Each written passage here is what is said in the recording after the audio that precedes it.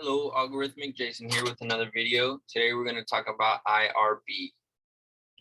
First of all, IRB stands for Interactive Ruby, which is a command line tool that will help developers run Ruby code in the command line.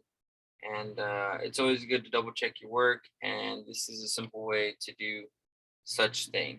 IRB is known as a REPL, which stands for Read, Evaluate, Print Loop, which whatever you type in IRB, it's going to read it, evaluate the answer, and print it back to you.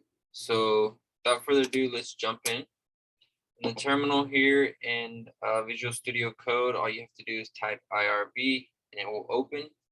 So we can do a few examples here. So we can return booleans, you can do string, and you can even do dot length. Going to return 5 because the string's length is 5. So it's just a quick, simple tool like that you can use. Even do not false is true. And to exit out of it, all you have to do is exit. There is also a tool that I want to start up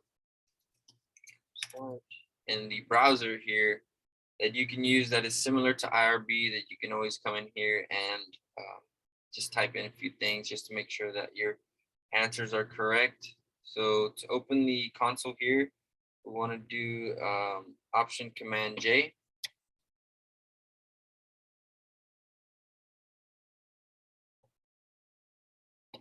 Go ahead and clear it with Command K. There's some failures we don't have to worry about right now. So this is the same kind of thing. So you can do 2 is equal to 2. I also forgot to mention you can do variables. So let's create a variable real quick. Let's just make an array.